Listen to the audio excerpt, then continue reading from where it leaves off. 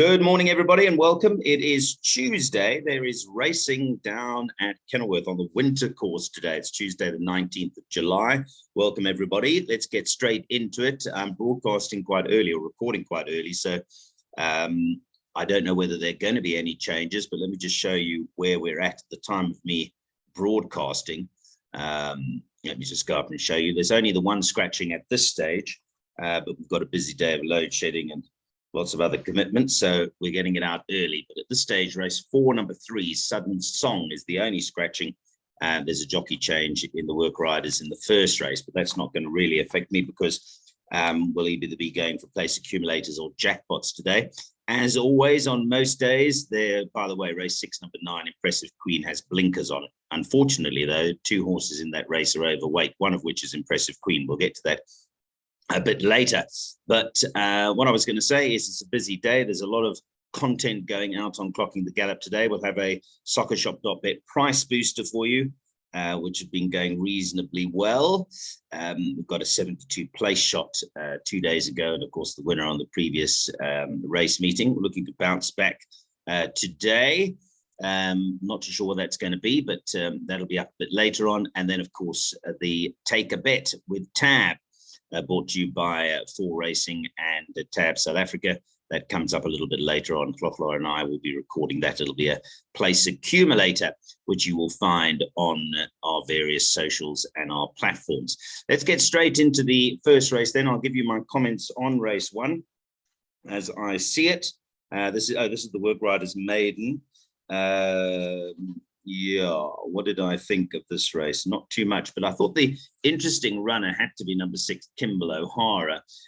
Beautifully bred. He's a son of Gimme the Green Light out of a Fort Wood mare. Don't get much better than that.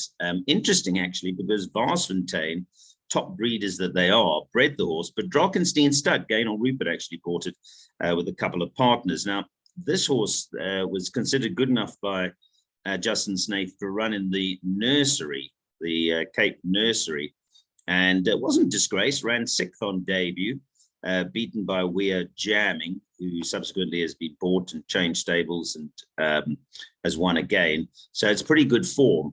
One can ask the question, what is he doing in a work riders race? But, you know, just on form, there's been winners, as you'd imagine, out of that nursery. I think that he's likely to improve. But for BIPOP players, maybe you want to back it up with something. Number 7, Machete Man, has been tickled back in from 20 to 1, 16 to 1, got a good rider on. But the competitor in the market is number 4, Captain's Corrupt, who's a son of Erupt, Andre Nell, and Mr. Dixon, young Mr. Dixon, have teamed up before. But in this case, +1 overweight. So I am leaning towards number 6, Kimball O'Hara. Touch of money for number 2, Cosmic Empire, Peter Wrench, the trainer there. That's a graze in out of a Caesar mare. It's a nice pedigree, but might just need 1400 or a mile to be competitive.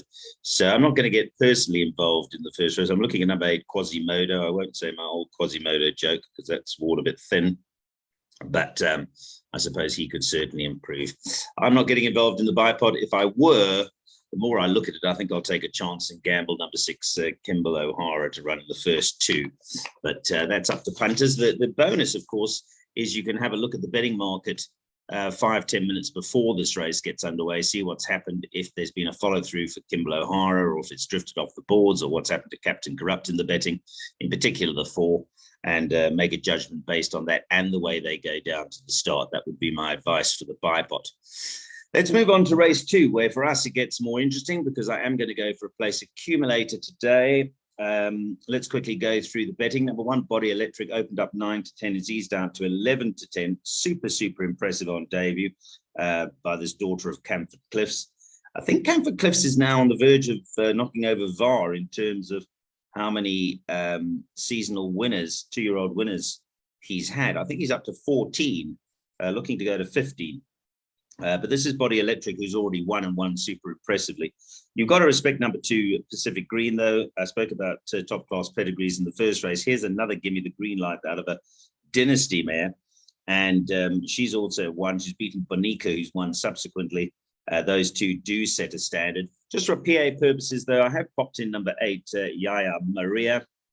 She's a daughter of Pomodoro. She's getting the 3 kilograms because the other 2 are winners. And that was, although she wasn't fancied in the market, it was a pretty useful debut. Pete Buerter for Suzette Fillion. I must say, Keenan Stain is riding particularly well. He's getting his chances and he's delivering for the yard. So I have popped that in just as a backup. Is there any support for anything else? No, not really. So nothing overly creative from me in the first leg. I think that the winner will come from 1, 2, or 8. Let's move on to race 3. Here, the money is poured on number 6, Inara's Dynasty. Well, there was a lot of money for her last time. And for the 3rd time in a row, I'm going to say that the fancied runner here has got an unbelievable pedigree. This might be the best of the lot because Inara's Dynasty, I wouldn't say cleverly named because her mom is Dynasty and her mother was Inara. So they wouldn't have taken too long to come up with Inara's Dynasty, but it's a lovely name. And Inara, of course, has to be honored in that name because she was just super duper. She won those 2 grade ones back to back as a 3-year-old, I think, and then a 4-year-old. It was, I could never remember. It was either the Mallorca or the Paddock Stakes. She won them as a 3-year-old and 4-year-old. And yeah, she's going to be very hard to beat here. Having said that, I think you've got to respect number 1, Simply Beautiful. It's blown in the market, but probably because of the support for number 6, Inara's Dynasty. But Grant van Niekerk rides number 1, Simply Beautiful. I think if I can compare, no disrespect to my good friend Duncan Barry at Riverton, but if you're comparing pedigrees, I mean, it's a 1-horse race.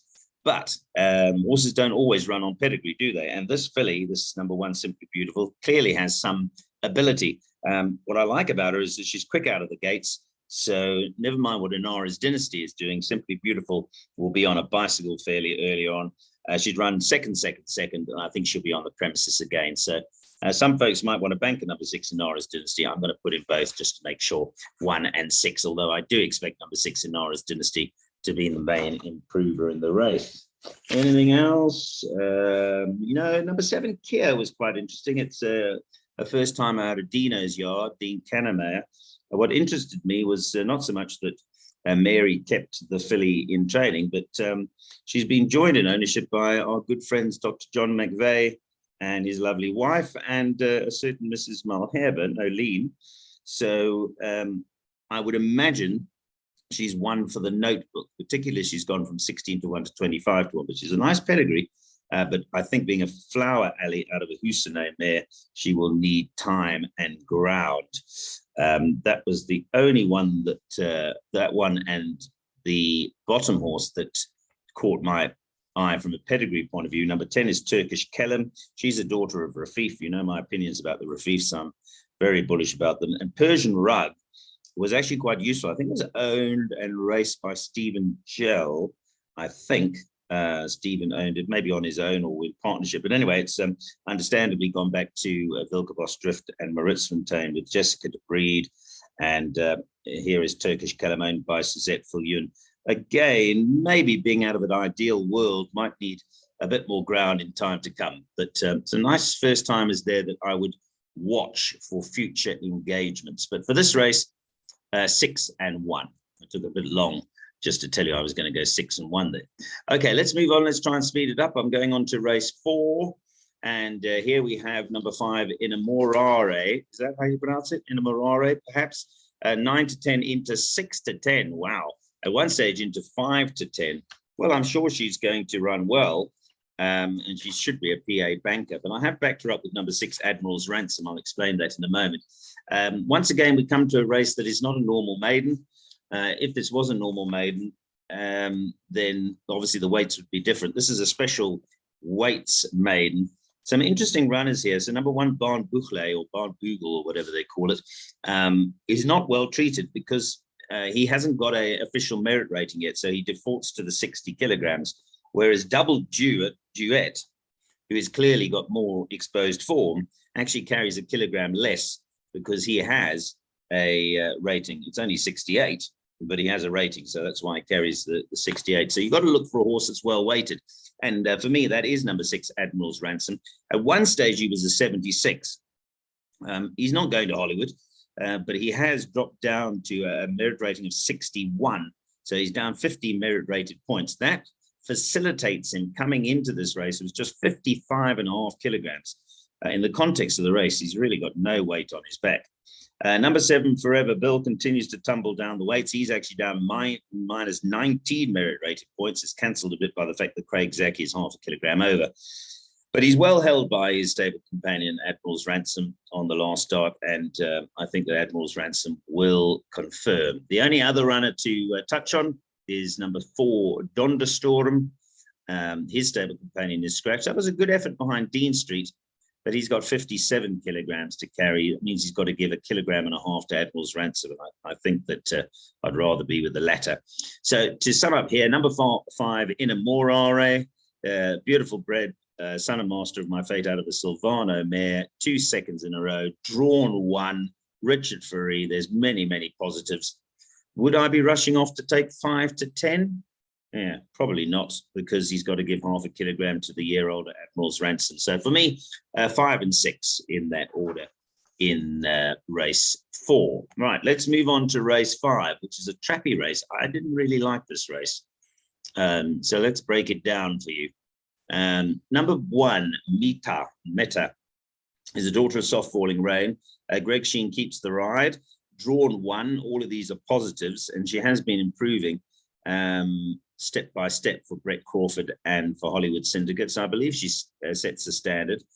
Number 2, Heir of Royalty, has eased in the market, but I do like this one a little bit. Devon Ashby also keeps the ride. Penultimate start was drawn 9 out of 9 and ran quite nicely behind Quick Step. Runs over the mile, was sort of plodding on last time from the back of the field, but I think she's a bit better than that. So I'm going to keep her safe. Number 2, Heir of Royalty. 3, Wayward Girl is well tried. She's a Rafif. She's drawn 8, but she does have Richard Furry on board. It's not a strong field. She could maybe run into the trifectas or back end of quartets. 4, Island Beauty surely has to start improving. I mean, look at her pedigree. She's a daughter of Soft Falling Rain out of the mother Illa Bella, who was Illa de Vittore's daughter, actually. So Fort Wood mare. She showed a bit of pace last time. She steps up to the mile. I think that'll be in her favor. Louis Nkotra rides. Again, same comment as number 3. It's not a strong field, so she could be competitive in the places. 5, Global Avenue hasn't done anything yet, but could improve. She's a daughter of Global View. Grant Fanico from a 2 draw for the Andre Nelyard and Sabine Plattner. So she's probably going to improve in a weak field. And 6, Beneath the Moon, likewise, who has shown some pace, actually, and comes out of some juvenile form. The Clifftop run was on Met Day, I think it was, and there's been 4 winners from that form. Showed pace behind Distinction. There's been a couple of winners there. In the weak field, she could be effective here. I think she's got new owners as well, by the way, so there'll probably be a color change there. 7, the Chronicles of Narnia. I do expect to improve. Whether she'll improve enough to be super competitive remains to be seen. So summing up this race, number 1, Meta certainly sets the standard, but if she were to fluff her lines, well, any of 2, 3, 4, 5, or 6 could step up and surprise. So that's how I see that race in the 5th. Let's move on to race 6 now, and this is a 78 handicap. I'm interested to see the betting here, because I might be shopping around for a price booster in this race. I think this is the race where there might be a bit of value. Let's have a look at the betting. Joint favorites, it looks to me. No, number 4, Raising Quinn, has been backed in. She is a daughter of Quirari, and she's won twice already. I worked out very similar on the handicap to number 5, Academic Gold. I felt there was nothing between 4 and 5. So I suppose by definition, if I'm saying this same between 4 and 5, I should be leaning towards the 5 because of the value. The one's 5 to 2, the other one is 11 to 2. I think they'll both run well. They're fairly drawn at 5 and 6, but I'd have to say that they're probably not my first choices in what looks like an open race. Just going back to number 3, Perfect Trust. She's been, in some respects, a bit expensive to follow. Last time, well, maybe that's a bit unfair. She has run 3rd behind Bonica and 3rd behind Treasure Hunt, so she's on the premises. I think she'll go well from a 3 draw here with Richard Furry on board. She is a year older than Raising Quinn. She has to give her half a kilogram, so that makes it pretty competitive. So all of 3, 4, and 5 are competitive. But the horse that I like is number 2, Daughter of Zeus. Now, Daughter of Zeus is a 4-year-old. I like the booking of Smunga Kamalo. Smunga has been riding particularly well of late, including obviously the Durban July. But I think he'll suit this filly because she's going to jump from the gate from a 4 draw, and she's going to go up handy. And Smunga is bold enough to use those front running tactics, which Daughter of Zeus likes. She's racing in a 78 handicap. If you have a look, 4 runs back, she ran in a 93 merit rating handicap, and then in the 91 and a 92. So she's dropped down to a 78. I suspect she's going to look around and she's going to say, well, there's no Razzle Dazzle Amir and no Crimson Princess here, and no Flower of Saigon and other horses. So I think she's in good company here as number 2, Daughter of Zeus. And so she would be my first choice in the race. That's number 2, Daughter of Zeus. If she were to fluff her lines, it's extremely open. I've mentioned 3 other horses. Island Treasure has got a bit of pudding to carry, 61 kilograms for a 3-year-old filly. That's not going to be easy, but she's got some ability. If you're looking for some roughies, 7 Irish Wildflower is not quite her sister. Her sister, for those that don't know, her half-sister is Celtic Sea, who won all those Group 1 races. She is a Daughter of Flower, Ellie, so that's why she's been campaigning over a mile. I think that she's better than her recent form, and she might pop up somewhere in the minor monies if the others fluff their lines.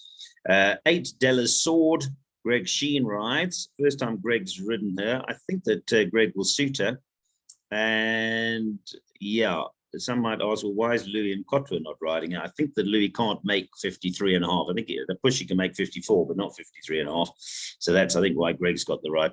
Penultimate run was drawn poorly. I think she could be a surprise package, number 8 Della's Sword. And then earlier on in the broadcast, I mentioned there's 2 overweights in this race. Number 9 Impressive Queen is 1 kilogram overweight. Blinkers go on, but Jarba Jacobs has to carry 1 kilogram. And although she's dropped down 22 merit rating points, that's negated by the draw of 11. Although she did run in the Western Cape Fillies Classic and then in the Fillies and Mares 89 once. So if you are going to go a wider, I would put that kind of horse in. Rosie Roan, unfortunately, is also plus 1 kilogram. I would have probably fancied her chances a bit, actually, from a 1 draw. But yeah, the extra kilogram is not in her favor. All in all, it is a race that there could be a surprise in, but I'm going to use as my roving banker, number 2, Daughter of Zeus. Right, let's move on. I think I mentioned everything except for perhaps Adderbury Lake, who on her day is capable. So I worked out on handicapping. She's held by number 10, Enchanted Creek, but in an open race, nothing is impossible there. Let's move on to the last 2 races. Race 7. Okay, race 7. Let's have a look what we like here. This is a middle stakes, so it is a race where the fillies are well treated. As a result, I think number 4, Jasmine, is probably the go-to horse here. She is a filly with good form, daughter of Futura, and she should frank the form with Feinboss, who she met last time, and I think is better off. Well, she's the same. They're both minus 3.5 kilograms. And Jasmine was as much as 4.5 lengths in front of her. So maybe it wasn't Feinboss's best effort, but she's got a bit of work to do to reverse that form. So for me, number 4, Jasmine sets the standard as far as the fillies are concerned. As far as the colts are concerned, well, number 1, Navy Strength, and number 7, Tin Cup. They met in the maidens, and Navy Strength gave him a smack of 6.2 lengths. So you'd expect Navy Strength to be in front, but actually, Tin Cup is 6 kilograms better off, which purely on handicapping terms means that Tin Cup will be 0.2 behind. So Navy Strength is 33-10, and Tin Cup is 7-1. So, and it is a Futura out of a Western Wintermare, so nice pedigree. There could be some improvement to come there. 2 Magical Midlands is not out of it on some of his best form. He doesn't seem to crack a good draw most of the time, this horse. He's drawn 7 out of 8 as penultimate, 8 out of 8 last time. And if you go back a few runs, was drawn 12 out of 14. Here he's drawn 1, and he has been campaigning in 96 and 98 merit races. So he's not without a squeak, is number 2 Magical Midlands. 3 Miller Hua was a horse that we went for and made our value play and price booster a couple of times. He ran third to Steinbeck, and then he won quite nicely. I think he's going to be on the premises, but he does have 58 kilograms to shoulder.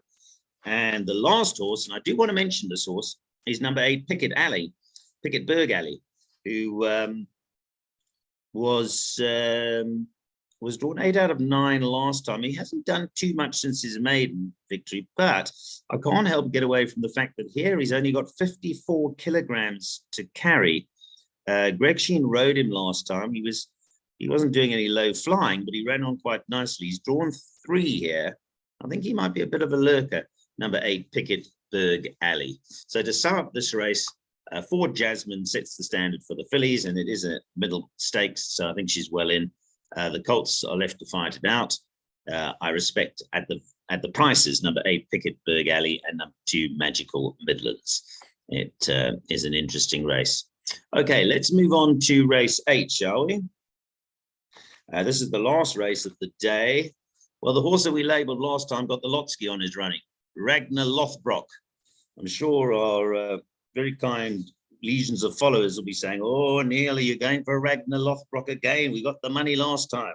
The answer is no, I'm not. I actually like a couple others in the race today.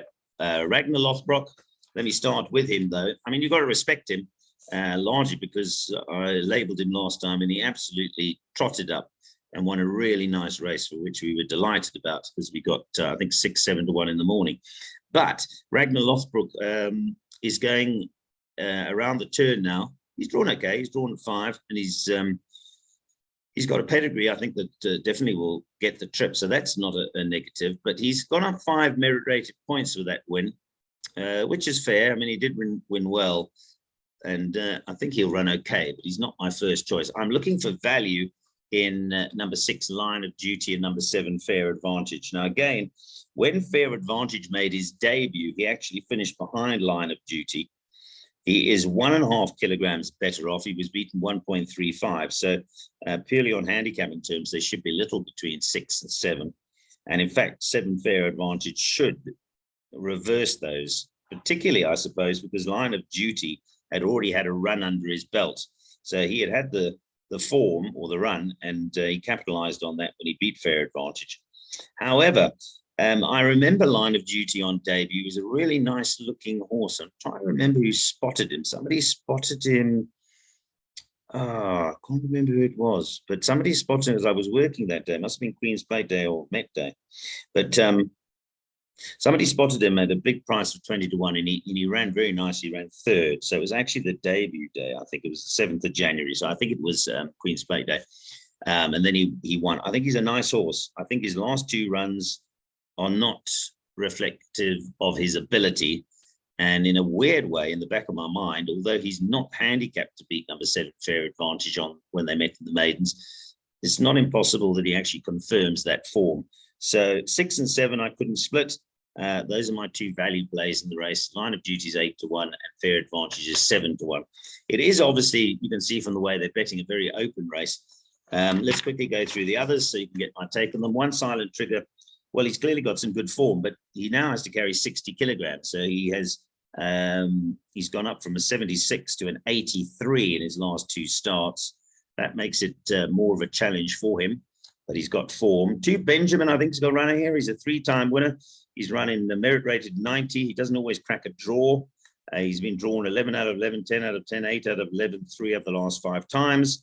I think he'll run well here under Greg Sheen. So there's worse 7 to 1 shots on the card than number 2, Benjamin. 3, Gaudi's Masterpiece is interesting. He was in Durban and he ran behind the likes of Bard of Avon and Good Traveller, who were sort of the 2 of the better 3-year-olds of that generation. And then he ran 4th to William Robertson. All of those are sort of feature races. Then he won, and then he lost his way a little bit, but he's dropped 16 merit-rated points, which he needed to. I think he was a bit high in the handicap, but he's now finding himself off at 80. He's drawn 1. He's got Richard Ferree on board. He could be competitive, and I'm not surprised to see somebody back in 7 to 1 to 6 to 1. 4, Night Song. I went for him last time. Actually, I was a bit disappointed. He's still got that issues with the respiratory noise. But if you're going wide, don't leave him out. 5, Path of Choice, the same. I like Vaughan Marshall and Smuggled Kamal a little bit earlier on. So if they were to pick up a double, that wouldn't completely shock me. And number 9, Portrayal, is having his first start for Dean Canamere, but he didn't get penalised for his win at Turfentine, but I don't think it was a particularly strong field, so he might need a run or two. So that last race, competitive. I'm looking for value with 6 Line of Duty and 7 Fair Advantage, and keeping the likes of 2 Benjamin, 3 Gaudi's Masterpiece safe in what could be a competitive race. It's actually quite a nice end to the card. There may be some value to be had there. Right, well, that's me for today. I think we can stop sharing that and close off the broadcast. Racing down at Kenilworth. Tuesday, the first race is due off at 12:55. You've got my take on it. There will be, as I say, a place accumulator and a shop price booster sometime this morning. Thanks, guys. Have a great day.